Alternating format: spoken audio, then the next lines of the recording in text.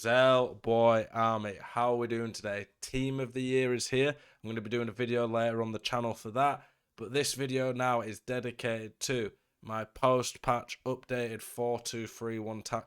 During Team of the Year, guys, I'm going to be doing giveaways on my Twitter, on my YouTube, so make sure you go follow my Twitter. It's at Zelonius, and subscribe to the YouTube and turn notifications on so you don't miss any of my videos. In my videos, I'm going to be doing giveaways for FIFA points, so make sure you subscribe so you can tune in and get access to those. Type FIFA points as a comment in on the video if you guys are looking for some FIFA points during Team of the Year. And if you just like general tactics videos, gameplay tips, tutorials, videos about the best meta players to help you get more wins, this channel is one you want to subscribe to anyway, because I'm always trying to put out content that is helping you guys get better at the game. I appreciate the support. I've been liking 4-2-3-1 and 4-4-2 all year, but I've always leaned towards the 4-4-2. However, on this new patch where skills aren't as good, the gameplay feels slower, I think there's a chance 4-2-3-1 could be king again. I've been cooking up the tactics all week. I didn't want to release them on the day or a day after the patch had dropped. I wanted to properly test them for you guys to make sure they were perfect. There might be a few tweaks I do after Weekend League, after a full 30 games of Weekend League, but I think I've got some really good tactics here. You can see here, my skill rating is 2517, so I've been testing the tactic at the very pinnacle of Div 1 rivals. So you can know it's been tested against very good players with very good teams. And honestly, I really like this tactic, and the opponents don't. And by the opponents not liking the tactic, I mean they've been quitting very quickly. I wanted to record a few games to get gameplay footage, and I have got gameplay to show you of the tactic, to show you how to attack with it, show you why it's so good defensively. But it took me a long time to get the gameplay because people were just quitting really quick. I would score, and then they would struggle to break me down, and they would just quit because you could just tell they were just getting frustrated. They didn't know what to do against the tactic. Unfortunately, the way FIFA 21's going is the game is becoming a lot more negative and defensive. Vietnam flashbacks to FIFA 20, to be honest. So, like I said, all year, I've been giving you high-depth pressing tactics that are very aggressive and attacking. But unfortunately, now I feel like the best advice I can give you is to play negative drop back. Obviously, this is dependent on if you want the best meta-like tactic. I'm still going to be doing videos every week where I look at different formations. We looked at the 4-2-2. What was it last week? I think I might have did the 4-1-2-1-2 as well. Been looking at different. No, it was the false nine actually. I'm going to do the 4-1-2-1-2. Been looking at different tactics and formations. I'll still keep doing those and giving you alternative options to play with. But I think the 4-2-3-1 for now could be the very best formation and tactic in the game. Let's go into the tactic and show you it. So before I actually go into that, you can see I've got 4 tactics. I'm going to do a video tomorrow where I look at like the best tactical setup you can get all together. And I think that it's going to have the ultra defensive, the ultra attacking will be the same. The defensive will be the 4-2-3-1. Then the attacking will be a 4-4-2. And I'll go in depth and show you why I think it's the best like complete setup. But for this one, we're looking specifically at the defensive and attacking. So 2 options with the 4-2-3-1. So this is what I will be starting in. 3 width, 1 depth drop back. Yes, it is absolutely negative. And the reason being, the only massively OP way of scoring right now tends to be through balls and pacing behind. I'm even finding that defenders like Virgil van Dijk, who yes should be amazed on the game, but struggled a lot this year, are actually really good now because pace seems like it's been nerfed in the recent patch. But with drop back and 1 depth, you are never going to be conceding goals by getting caught out of position unless you do something stupid. Through balls are not going to be an issue, so people who have to break you down some other way, and there's not really any other ways of breaking you down, so that's what makes it so good. Drop back basically means when you lose the ball, your team are going to instantly try and get in shape and make it very hard to break down, and obviously with 1 depth, there's not going to be the spacing behind you. As the tactic says there, it says there'll be more opportunity for long shots, but 1, long shots aren't that good on the game. Finesses outside the box can be, but they're not consistent. And 2, you're going to have so many men behind the ball. How are they going to break you down anyway? Most shots are just going to get blocked. People are not going to like you playing like this, but ultimately, if you want to play for results, this is probably the best way to play right now.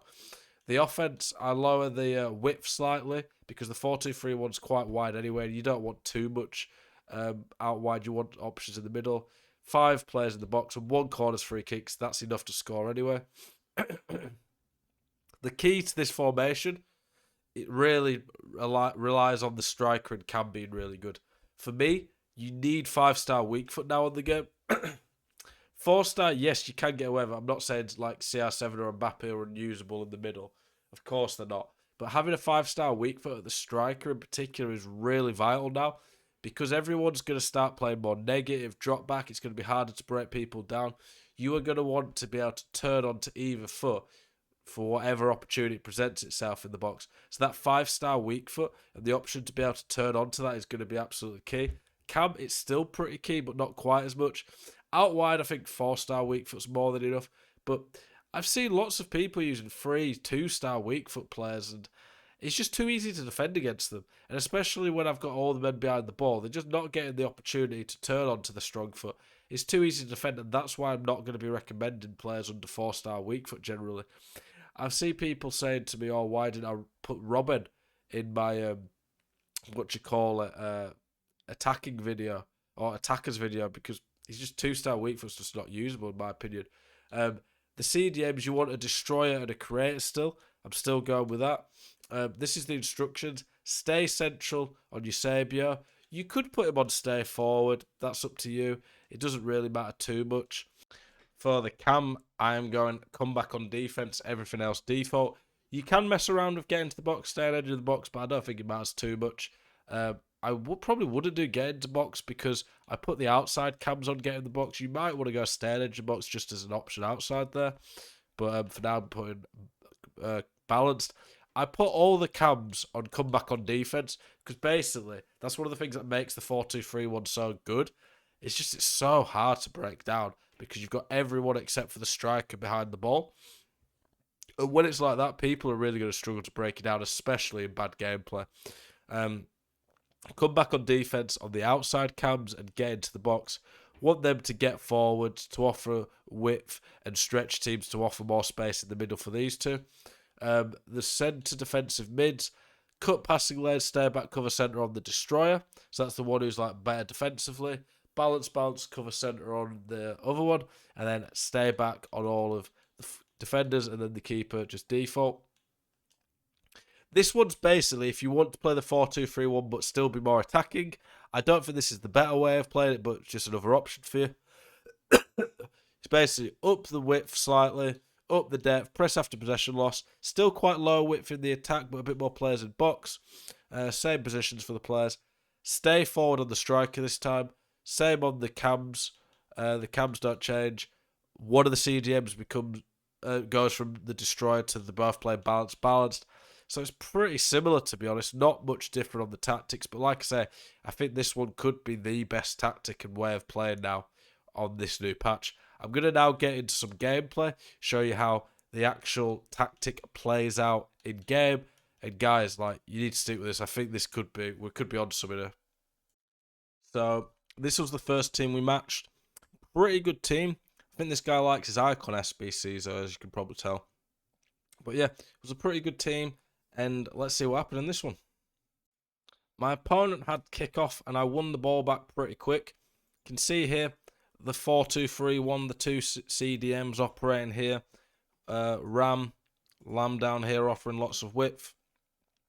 I'm always looking for the pass into the middle. And it opened up here. Now when I get here, I'm always looking to do the bridge there. Bridge just burst past Kyle Walker. Inform Walker's one of the best centre-backs in the game, bear in mind. He's one of the hardest players to get round because of his pace and recovery. Look here. The bridge just completely does him. And it's a nice, easy goal. And you can see there the strengths of the 4-2-3-1. All the different options, the different players, the width, the men in the middle. Makes it easy to break people down when you use the right techniques. So here we had the kickoff.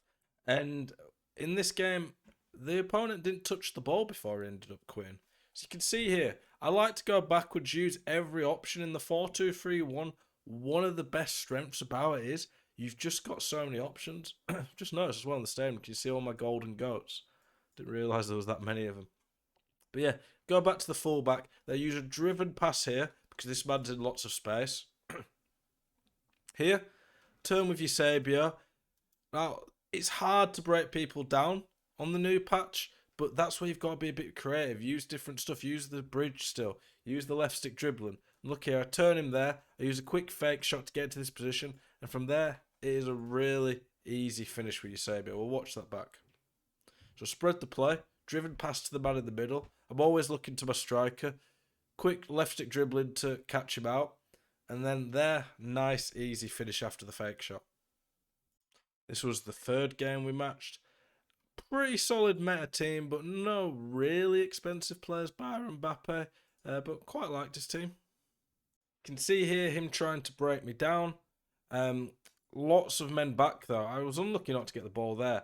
But you can see here, the Ram, they start to get back. The CDMs occupy like this area. This is the danger area really. Ultimately, most formations on this game focus around getting the ball around this area quickly. And the CDMs cover there well. So I've covered there with Sanchez. So he hasn't really got much space around here. And now I kind of mark there with Bruno. The centre-backs probably should have just tucked in and got it anyway. But Bruno does the job fine. And it allows me to start counter-attacking. You can just see there the 4-2-3-1 with all the men so far back. If you look back, how is he going to do a through ball in behind there? There's no space to get in behind. And it just makes it super hard to break down. And people end up getting frustrated and going for stupid passes like that just aren't going to work. With all the nerfs to attacking on this game, through balls are still king. And that's why you can see my depth is so low that you can't through ball and get in easy against me. Look at this through ball I play here. This is one of the best ways of breaking people down now. You look for this run where the striker gets almost shoulder to shoulder nearly with the centre-back. You time it then. And the centre-back, when you play it, if you play it right, it's almost broken where centre-backs just freeze and you get a really easy chance. You can see here that his Varane just leaves me. Easy ball roll. I should have just shot now. I don't know why I took an extra touch. I would have scored guaranteed if I just shot. I took an extra touch though and he ends up doing a ridiculous block on the line. But you can see there I basically gave myself an easy goal. I just messed it up afterwards. And that all came from just one easy through ball where I just timed it right. It's just about the timing of it, the run of the striker. And that's where pace can be OP because you can see how far his Varane ends up behind me. Nice, easy goal really, but I messed up. I was struggling to get a goal against this guy. You saw the chance I messed up here. You can see here again, the through ball to the Lamb and the Ram, one of the best options, ways of attacking on this game. Here, trying to just be creative with Neymar, use a few different tricks. Here, quick turn there, drag back, turn again. This is what's key on this game. A lot of people ask me, how do you left stick dribble? What's the technique behind it? And there's not really, in my opinion, I don't use the contextual agile dribbling. I don't use R1 or L1 dribbling. I just use pure left stick dribbling. If you watch this one back here with Neymar, I'm just trying to be creative. I'm trying to be unpredictable. Drag back. He probably thinks there that I'm going to go there and shoot. And then I quickly turn with Neymar, and then it's a nice, easy goal. And that there was just reading my opponent and catching him off guard. You have to be unpredictable. Do things that your opponents aren't going to know about. Tomorrow's video is going to be as well. I'm going to do one where, or not tomorrow, maybe in the next 2 days, I'm going to do one where I talk about how to attack on the new patch and some of the creative ways you can do it. And you can see there, my opponent ends up rage quitting because he was just, I think he was kind of already thinking he just couldn't break me down. I didn't concede a single goal in like 5 Div 1 Rivals games testing this tactic out. It's just so OP and hard to break down that when I scored, he just was done and wanted to quit. It feels like a lot of opponents that I play against are so desperate to get quick goals that they end up just forcing the ball forward and being predictable. And they're always looking for these through balls in behind. So you can see it, my depth is not, even though it's on one depth drop back, it doesn't sit that deep unless they have the ball for a while.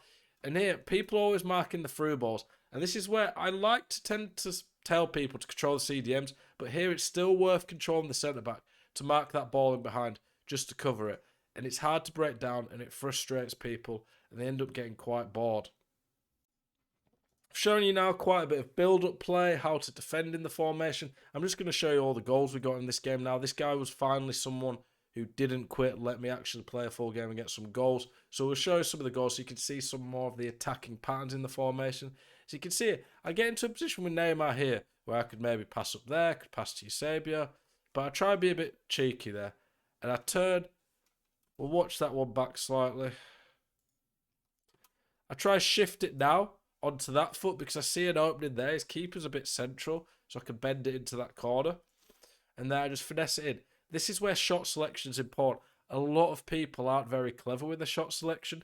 They would just hit a power shot for no reason there. Whereas I knew with the keeper slightly off his line at a good angle, I could bend it in round him. There's another goal we get. So you see I'm playing around with my midfield. So here, I'm always looking when I get it out early on in the attack. I'll get it out wide, to be honest, just to have a bit more time with the ball. Then I'll get it back to the CDMs, get it to the attackers. Here, there is not a lot on, and he gets really tight to me. I do not do this trick often, but this is, again, just being creative, having different things up your sleeve to break someone down. Because he's so tight to me, I do the Berber spin, and he can't recover in time, and it's a nice, easy finish for someone as good as Eusebio. The Berber spin there just sells him, and he wasn't expecting it. You can see here, when he gets that tight, the trick just works really well there. It's a nice, easy goal. Generally speaking, the tricks I recommend are the dead stop fake into La Croqueta, roulettes, bridge dribble, ball rolls. But sometimes it's good to have a few different options just to catch your opponent off. That was the only time in 5 games I did that trick, but it was just the right timing to do it.